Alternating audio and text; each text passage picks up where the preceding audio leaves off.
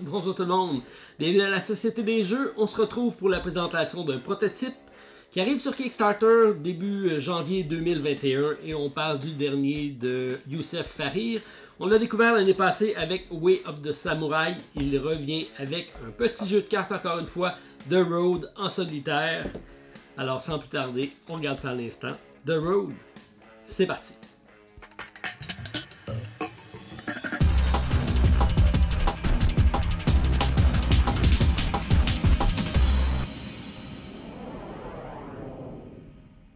Alors, j'imagine que vous êtes curieux, tout comme moi, de découvrir ce nouveau prototype de Youssef qui nous avait fait un très beau jeu solo avec Way of the Samurai, un jeu qui nécessitait un bon apprentissage pour le maîtriser, assez difficile. Et il nous revient ici avec un autre jeu solitaire, mais de sélection de cartes, dans lequel on va avoir un mode de survie. On est dans un monde post-apocalyptique et on va essayer de survivre à 6 jours de marche pour atteindre une destination qui sera pour nous notre paradis, qui nous permettra donc de passer à travers ces épreuves ici. J'ai mis ici Friday, donc vendredi, qui est un de mes jeux préférés, un petit jeu de cartes filler en solo. C'est un jeu que j'avais mis haut dans mon top de jeux solo à l'époque, et je le compare beaucoup à celui-ci puisque chaque carte va avoir des décisions importantes à prendre. On est dans un monde en ruine et on va faire affaire avec un personnage qui va faire son chemin et qui va découvrir différents lieux pour lesquels il va interagir. On va toujours avoir des choix déchirants à faire à chaque fois. Et donc le fait de devenir une histoire narrative à partir d'un jeu de cartes, et tout ça sans texte, c'est quand même assez génial, assez bien trouvé. Et ça fonctionne très bien. La preuve, j'en ai fait des dizaines de parties durant le temps des fêtes. Et c'est assez rare pour moi de revenir comme ça sur un jeu. Et donc, c'est un jeu que je sors très facilement. C'est un bon indice à savoir si je l'ai apprécié. Et j'ai mis ici un des chandails que j'ai reçu à Noël avec Avwood Wanna Trade. C'est donc la thématique du jeu, le troc. Puisqu'on est dans un mode de survie et l'argent n'est plus effectif, ce qu'on va devoir faire, c'est trouver des objets, essayer de les échanger pour améliorer notre sort et essayer de passer à travers les différentes péripéties du jeu. Alors, je vous montre les composantes du jeu, les règles. Je vais également vous donner mon appréciation, ma critique du jeu, puisque je pense que j'ai suffisamment joué pour vous en donner un bon aperçu. Alors, on incarne un personnage qui va à travers différentes journées. Donc ici, on a une piste de journée. On va commencer à la journée 1 pour essayer de se rendre jusqu'à la journée 6 et atteindre une destination ici, qui sera notre destination finale. On en a une série donc de A à E, qui seront différentes possibilités de routes qu'on pourra prendre. Alors, on peut y aller en choisissant la route qu'on veut prendre, ou sinon choisir un des decks ici de troc. Donc on a le deck vert, le deck orange et le deck rouge, qui sont des decks qui vont nous permettre de faire des trocs avec des personnages qu'on va rencontrer. Et ils ont les mêmes lettres ici, donc je peux très bien choisir au hasard ma destination. Donc j'y vais ici en A, et là je laisse mon jeton ici, ça sera ma destination finale pour ma partie. On peut y déterminer maintenant le mode de difficulté. On a 3 modes de difficulté dans le jeu, donc on peut y aller en mode équipé, ce qui veut dire qu'on va récupérer dans le deck ici des équipements, qu'on a ça ici, 2 cartes qui sont le masque à gaz et la corde. Ça nous aide, dans certains cas, une bonne valeur aussi d'échange, puisque lorsqu'on regarde la nomenclature d'une carte, on a ici la valeur d'échange, qui est le triangle ici, ce qui correspond au même symbole qu'on a sur nos decks de troc, donc ça vous donne un bon indice, et il y a une valeur de 3 en échange, et on voit qu'il y a un poids de 1, puisqu'on va pouvoir avoir un certain nombre de cartes. Le nombre de cartes n'est pas limité, mais c'est limité par le nombre de poids qu'on peut avoir avec soi. Dans la journée 1 et 2, on voit ici qu'on a 6 maximum en poids, et plus on va avancer dans les journées, plus on va être fatigué, et plus le nombre de poids va diminuer, donc à 5 et à 4 éventuellement. Donc on va devoir se départir des objets, mais généralement c'est pas trop un problème, parce qu'on soit on les consomme, soit on les échange, ou soit on se les fait prendre parce qu'il y a des brigands sur la route. Alors c'est rare qu'on ait un problème à ce niveau-ci. Donc c'est des choix quand même difficiles à faire à chaque fois. Donc niveau équipé, on part avec ces 2 cartes-ci. Le niveau voyageur nous permet donc de choisir une de ces 2 cartes-ci. ou en partant, ou vous avez le niveau survivant avec lequel j'ai commencé. J'aime ça dur. Avec aucune carte en main. Alors, on aura ici nos cartes qu'on aura sélectionnées pour partir selon le degré de difficulté. Lorsque notre destination finale est sélectionnée, donc on a juste à mettre les paquets de cartes dans leurs différents endroits. Donc, au niveau de la mise en place, on a différents decks de cartes à mettre sur la table, en commençant ici par un paquet rencontre, donc c'est le paquet ici, qui vont déterminer les différentes personnes qu'on pourra rencontrer, donc une voleuse, un chat noir, un homme masqué, un vagabond, un prêtre, un déserteur, une vieille femme, un homme ivre, un chien. Donc, c'est différents personnages qu'on pourra interagir, et il y a vraiment une mécanique brillante afin de déterminer qu'est-ce qu'on va faire comme interaction avec ces personnages-ci. Ce qui fait en sorte que malgré le fait qu'on n'a pas énormément de cartes, c'est toujours très différent d'une fois à l'autre. Je vous montre ça, ça ne sera pas tellement long. Donc, en plus du paquet de rencontres ici, on a les territoires. Les territoires sont le gros deck de cartes qui vont déterminer les lieux qu'on va rencontrer dans nos journées. Donc, on a 6 jours de marche, comme on dit. Ça va être composé de différents lieux, de différents territoires. Ensuite, on a ici nos trouvailles. Donc, c'est le deck ici qui va nous permettre d'aller récupérer. Donc, une canne d'haricots, un vieux roman, une bûche, un briquet, une planche, un steak, des cigarettes, de l'eau, d'un bout de bouteille, un chapeau. Donc, ça va dans tous les sens. Il y en a qui vont servir d'armes, comme celui-ci, un marteau qui a 2 forces en armes. Il y a une possibilité d'échange de 2 et il y a 3 en poids, donc c'est quand même assez lourd. La batterie ici, qui n'a aucun avantage au niveau des armes, mais elle a un bon pouvoir de négociation, c'est 3. Un peu de poids par contre. Donc c'est différentes cartes comme ça qu'on pourra trouver. Éventuellement aller dans les decks d'échange et faire des trocs pour améliorer ces cartes-ci selon les rencontres qu'on fera. Alors ça c'est très très bien trouvé. En plus, donc, on a ici notre deck qui va être notre deck de route, si on veut. C'est avec ça qu'on va déterminer la façon qu'on va voyager. Je vous montre ça à l'instant. Et c'est tout aussi simple que ça. Donc, on a ici notre plateau de journée, donc de 1 à 6, on ne va pas gosser là-dessus. Donc, on a des poids, comme on a dit ici, qui vont varier selon notre fatigue.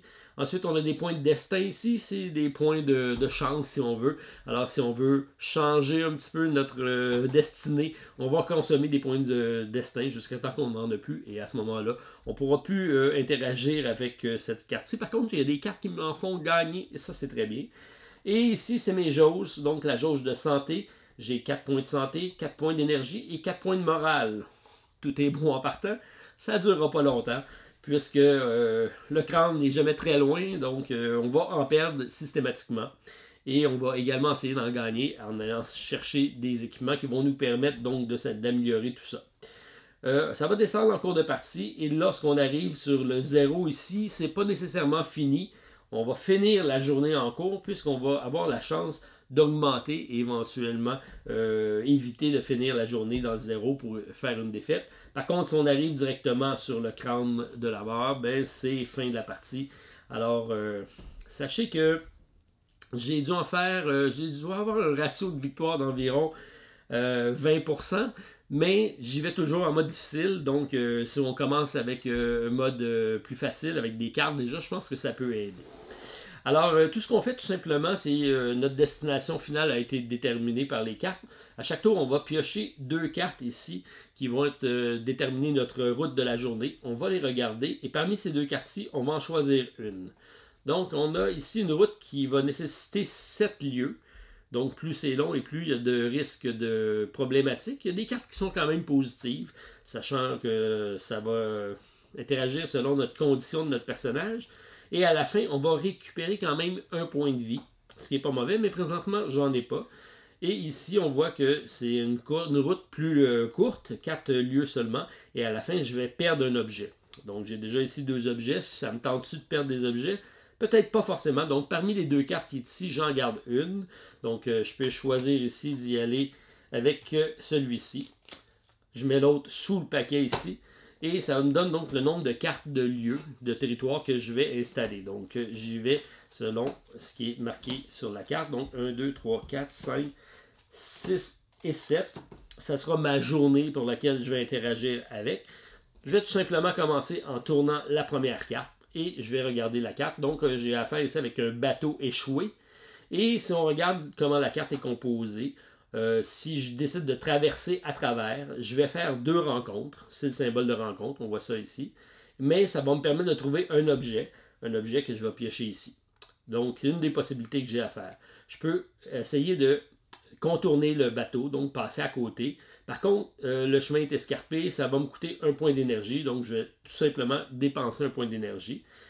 Par contre, je ne ferai pas de trouvailles, alors c'est le point négatif. Et je peux aussi rebrousser chemin et essayer de trouver un autre chemin pour passer. À ce moment-là, je regarde le symbole ici, ce qui me permet de rajouter 2 cartes ici à ma ligne. Ma journée va être encore plus longue, elle risque d'être encore plus compliquée. C'est un choix que je dois faire lorsque je pioche la carte. La beauté de ce jeu-ci, c'est à chaque fois qu'on a une carte en main, on a toujours des choix à faire la plupart du temps. Alors ça, c'est génial. Alors si j'y vais avec 2 rencontres pour commencer, je suis en pleine santé, je peux décider d'y aller. Donc je vais tout simplement tourner la première carte rencontre et je vais regarder. Ici, j'ai le médecin. On voit qu'il y a une force de 6. Il y a un pouvoir d'échange de 5 dans le deck rouge. Le deck rouge étant le deck avec les objets les plus précieux. Donc de vert, orange et à rouge. Donc c'est assez intéressant.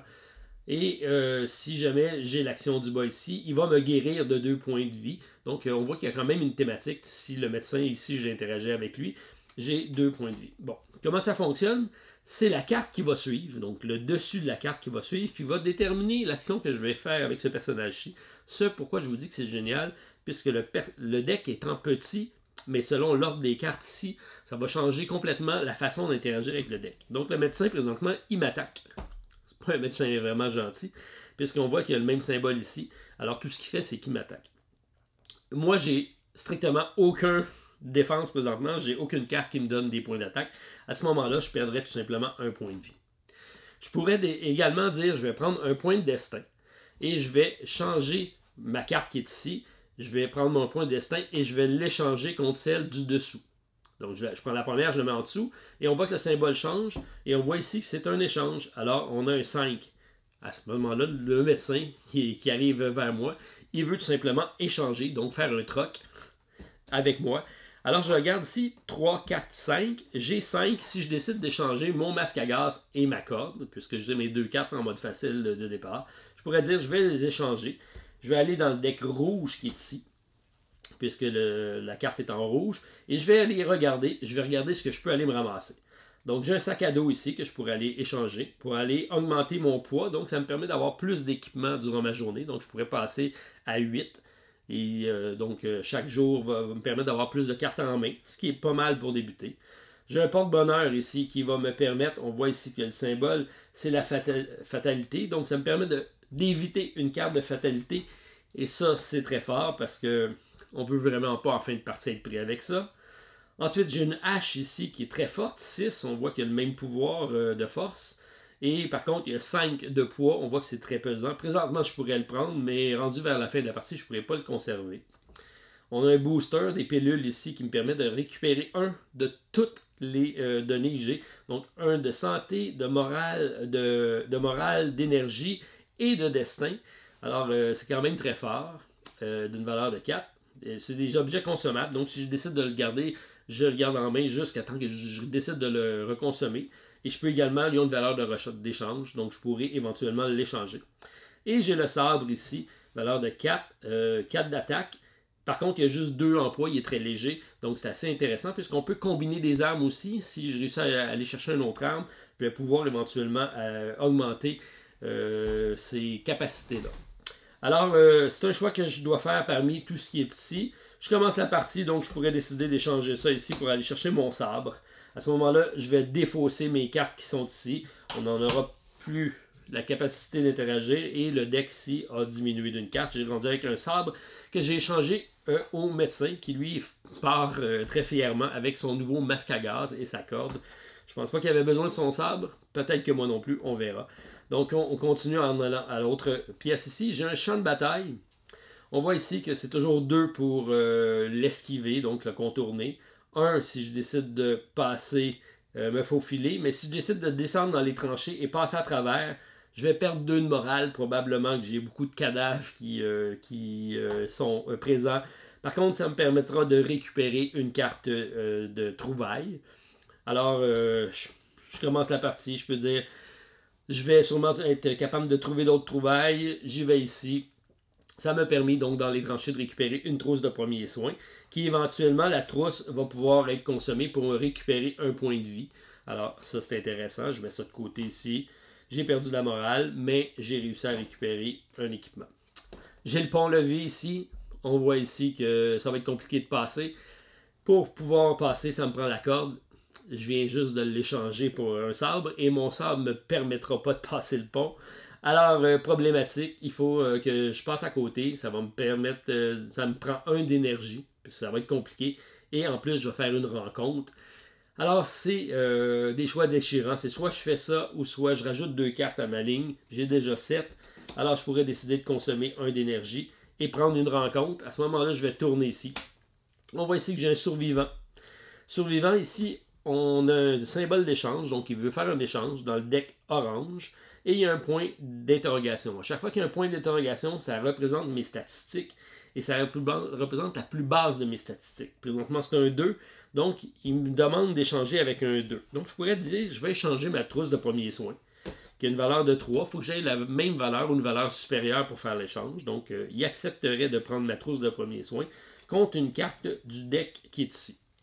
Alors je regarde, j'ai une machine à écrire, j'ai un couteau, donc je pourrais combiner couteau et sabre ici qui va me donner 6 de force.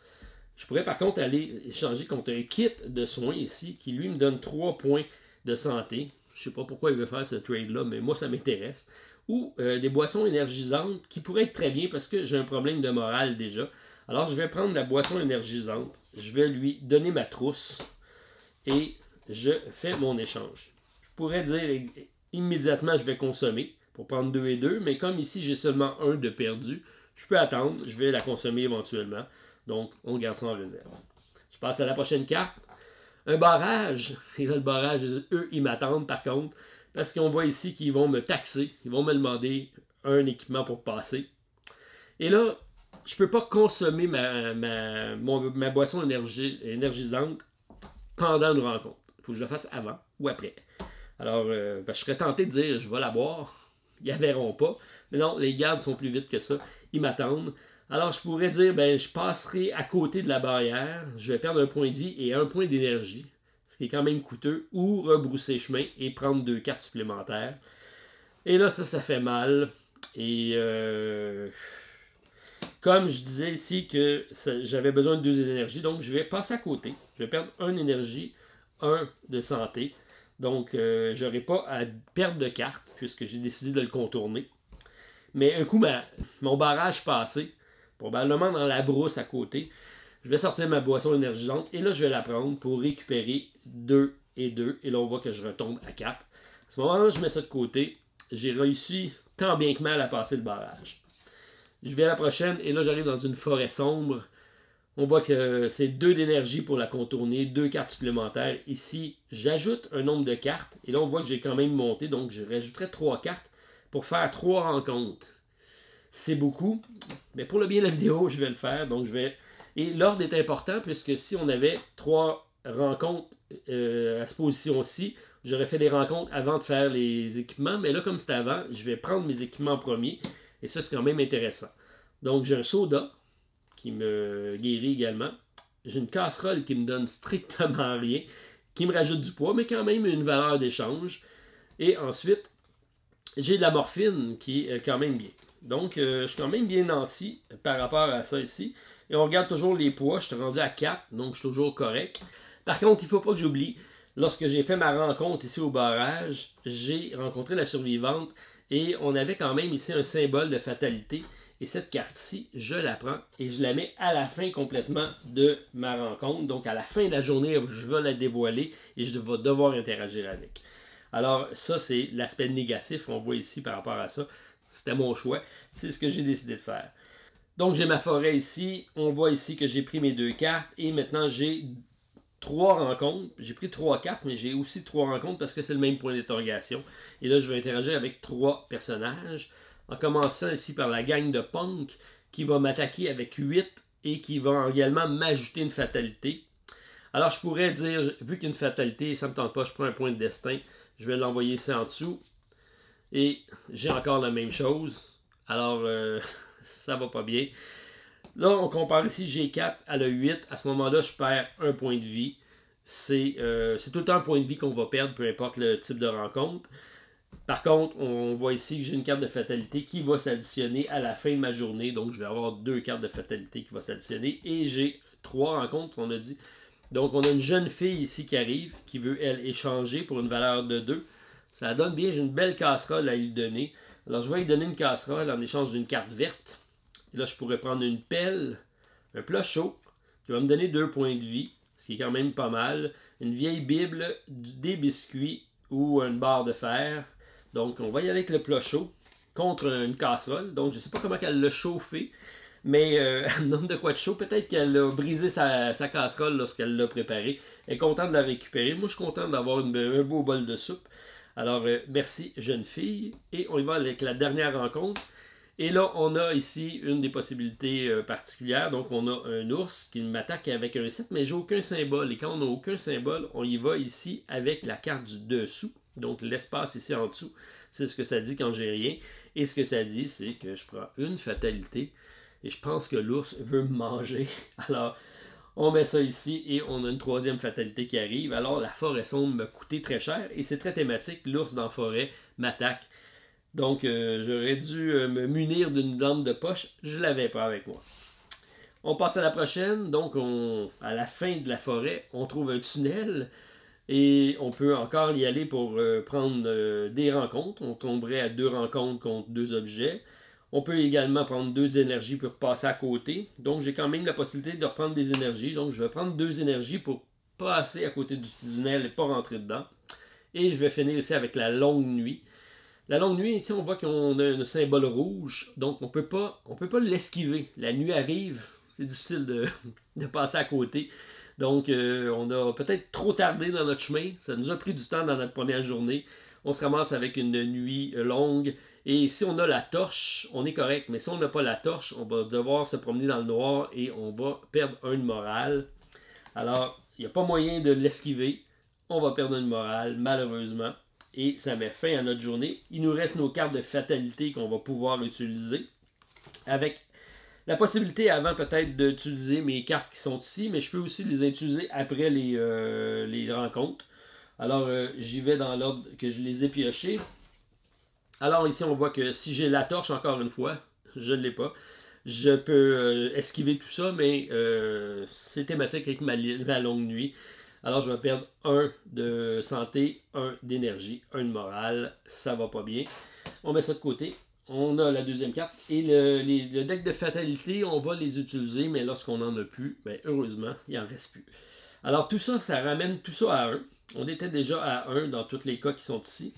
Alors, je remets ça ici. Et là, comme je suis tout à 1, je peux prendre la chance de faire ma fatalité.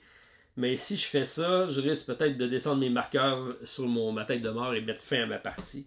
Donc, je pourrais décider d'y aller avec celui-ci qui va me ramener 2 d'énergie et 1 de morale.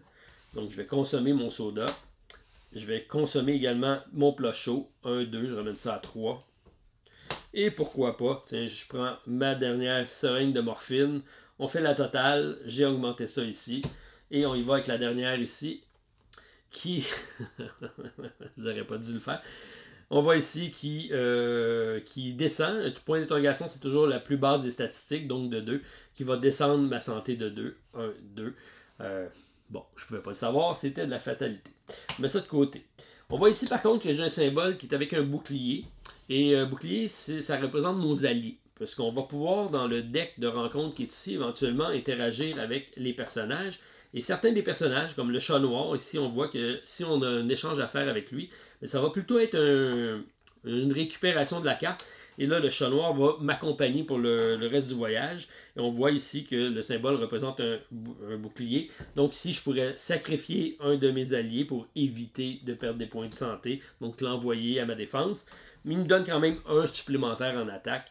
Alors, c'est comme ça.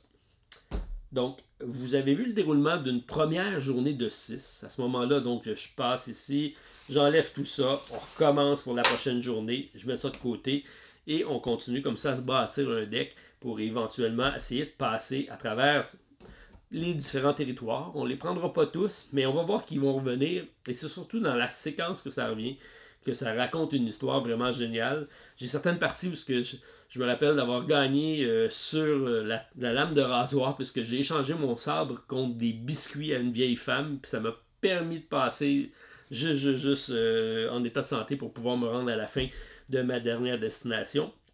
À l'inverse, j'ai une autre partie où j'ai tombé complètement épuisé sur ma dernière carte en tournant une carte et je suis mort de fatigue dans un champ de fleurs. Et là, je trouvais ça très drôle, puisque je m'imaginais coucher dans l'herbe à regarder les fleurs en disant « Oh, que c'est beau », puis mourir là. Une belle scène de film, donc magnifique. Alors, c'est mes expériences de jeu que je trouve très, très intéressantes avec The Road. Si je vais avec mon appréciation, donc ma critique du jeu, matériel, c'est sûr que ça reste un prototype, mais c'est dans le même esprit, donc The Way of the Samurai, c'est un jeu de cartes avec différentes composantes. Tout ça rentre dans un petit jeu, c'est vraiment un filler de cartes, mais vraiment très très bien pensé. Donc, carte de bonne qualité, peut-être besoin d'être slivé, mais ça ne rentrera pas parce que la boîte est vraiment très remplie. Je pense qu'on a atteint le maximum de contenu qu'on peut mettre dans cette boîte-ci. Et je ne sais pas si ça va être la version finale, reste à voir. Mais beau matériel. Au niveau des règles, j'ai sûrement la version PDF, mais c'est quand même un volume assez costaud de 23 pages. C'est très clair, mais il y a beaucoup d'explications, puisqu'il y a beaucoup de subtilités, comme étant tous des iconographies. On a quelques précisions sur certaines cartes. Donc, mais c'est quand même assez bien fait et assez compréhensible. Il n'y a pas beaucoup d'endroits où je me posais des questions.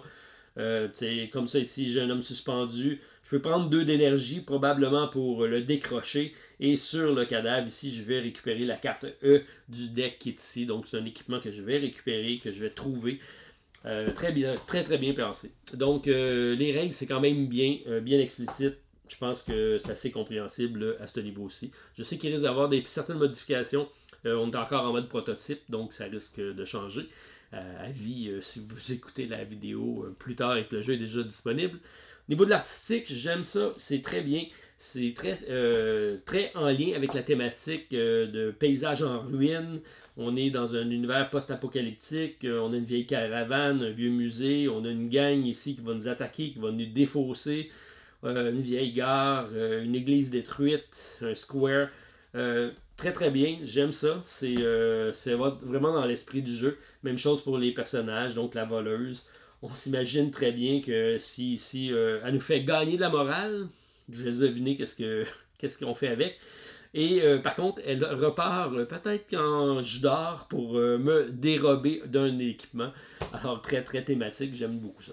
Au niveau artistique, donc très bien. Au niveau thématique, ça me fait penser au film The Road où on a une aventure qui va se dérouler. Tout ça, on va défiler une série de cartes qui vont représenter différents secteurs qu'on va explorer. Et tout ça à partir de simples images. On va se raconter une histoire. Et il n'y a aucun texte sur tout ça. Mais à chaque fois que j'ai fini une aventure, j'ai l'impression d'avoir vécu un jeu de survie et me raconter cette petite histoire-là. Ça reste un très petit jeu, filler, mais c'est vraiment très très bien. Alors, j'aime beaucoup. Au niveau jeu de survie post-apocalyptique, mission accomplie, c'est vraiment une thématique qui est très très bien implantée, qui fonctionne très bien. Au niveau mécanique, j'aime beaucoup l'aspect ici du deck de rencontre où on a un petit deck de rencontre, mais selon la carte qui va être sur le dessus du prochain, ça va déterminer si on va avoir l'interaction d'attaque, d'échange ou spécifique au personnage. Donc c'est très très bien. Et comme je viens de dire, le fait de raconter une histoire à partir de seulement des images, c'est vraiment très fort. Alors mécanique très très bien réussie. Au niveau de l'originalité, c'est un monde post-apocalyptique dans lequel on évolue, mais souvent c'est axé sur la guerre, les attaques et tout ça. C'est pas le cas, c'est basé sur le troc, donc Wanna Trade. Tout ça, notre survie dépend de notre gestion de deck de trouvailles et de nos échanges qu'on va faire pour pouvoir s'équiper avec des cartes qui vont nous permettre de passer à travers avec des états de santé, d'énergie et de morale qui vont vraiment être la clé de notre succès. C'est pas nécessairement avec les armes qu'on va s'en sauver, c'est souvent ce qu'on va faire avec et qui va nous permettre donc d'aller chercher des équipements pour passer à travers. Donc c'est très brillant ce niveau-ci, donc j'aime beaucoup. C'est un déroulement qui se fait quand même très rapide pour en avoir fait des dizaines de parties, comme je vous dis. C'est le genre de jeu que j'installe. C'est sûr que ça prend une bonne table quand même, parce qu'on a quand même pas mal de cartes. Mais dès que c'est installé, on joue très très rapidement. J'aime beaucoup. Au niveau rejouabilité, c'est sûr que j'aimerais ça avoir beaucoup plus de cartes parce que j'aime le jeu. Et d'avoir plus de rencontres, d'avoir probablement une extension, ça serait un must. Mais on gardera ça pour la prochaine campagne parce que juste avec ça ici, il y a une très belle rejouabilité. La preuve, j'en ai fait des dizaines de parties et je m'en lasse pas. Donc, superbe.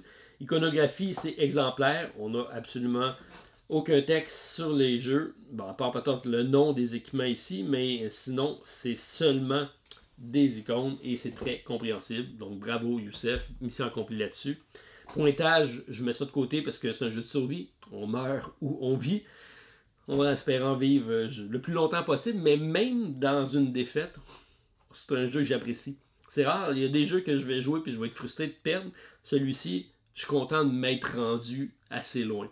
Même si je ne me rends pas jusqu'au bout, parce que j'ai un sentiment d'avoir accompli quelque chose. Parce qu'à chaque carte, on accomplit, on réussit à passer à travers une journée, on est content. Donc, ça fait en sorte que c'est un plaisir de jouer qui est très haut sur ma liste. C'était mon jeu de filler que je traînais souvent pour pouvoir jouer des parties. Je pense que celui-ci vient de prendre la place. C'est vraiment un jeu que j'apprécie beaucoup. Alors, je vous invite à aller voir le lien de la campagne Kickstarter. Allez prendre vos informations. Laissez-moi savoir si vous voulez une partie complète. Je pense que vous avez quand même bien vu qu'est-ce qui se passe au niveau de la partie. Moi, ben, c'est mission accomplie pour Youssef, donc bravo, mission accomplie, j'aime beaucoup. Alors, bien hâte de voir le produit final. Je sais qu'il y a plusieurs petits achievements, donc des stretch goals qui vont débloquer des scénarios, des personnages. J'ai également une feuille de trophées qu'on peut faire en achievement, au-dessus de 18 trophées. Je trouve ça même très thématique. Je vous ai montré tantôt, je pense, la machine à écrire. Donc, dans un des achievements qu'on a à faire, c'est préparer la résistance. Donc, on essaie d'aller porter la machine à écrire à un groupe de résistance pour qu'ils tapent des tracks pour essayer de remonter une société. Alors, tout au long, on va devoir se promener la trouver et se promener avec une machine à écrire pour se rendre jusqu'à la fin et l'ordonner. Et je trouve ça bien parce que c'est juste du poids qui est inutile pour nous. Alors, toutes sortes de petits achievements comme ça durant la partie, donc ça ajoute beaucoup à la rejouabilité du jeu. Et là, ça, c'est quand même un gros plus. Donc, bravo. Belle réussite. Bien hâte de voir le résultat de la campagne. Alors, je vous invite à suivre. Moi, c'est ce que je vais faire. Alors, merci beaucoup. On se revoit prochainement. Bye tout le monde. À la prochaine.